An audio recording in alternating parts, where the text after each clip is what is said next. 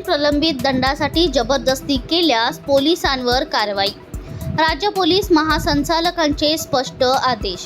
राज्यात वाहन चालकांकडून ऑनलाईन प्रलंबित ई-चलान दंड वसुलीसाठी जबरदस्ती केल्यास संबंधित पोलीस अधिकारी आणि कर्मचाऱ्यांवर कारवाई करण्यात येणार असल्याचे स्पष्ट आदेश राज्यातील पोलीस महासंचालकांनी दिले आहेत।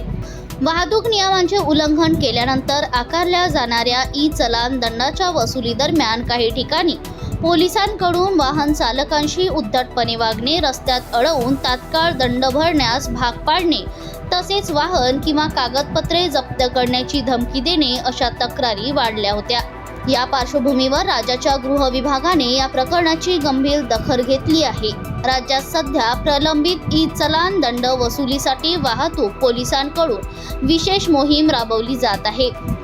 मात्र या मोहिमेदरम्यान वाहन चालकांवर कोणत्याही प्रकारची सक्ती करता कामा नये असे स्पष्ट निर्देश देण्यात आले आहेत। जर वाहन चालक स्वेच्छेने दंड भरण्यास तयार असेल तरच तो स्वीकारावा असे नव्या SPO मध्ये नमूद करण्यात आले आहे। तसेच वाहन जप्त करण्यासारखी कठोर कारवाई केवळ न्यायालयाच्या आदेशानंतरच करण्यात यावी असेही स्पष्ट करण्यात आले आहे। रस्त्यावर वाहन चालकांना अडवून त्यांच्याशी उद्धटपणे बोलणे किंवा दबाव टाकणे टाळावे असेही आदेशात नमूद आहे।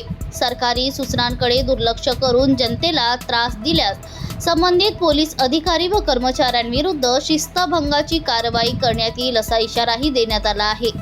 पोलिसांच्या अशा वर्तनामुळे जनतेमध्ये पोलिसांबद्दल नकारात्मक भावना निर्माण होत असल्याने ही कडक भूमिका घेण्यात आल्याचेही परिपत्रकात नमूद करण्यात आले आहे।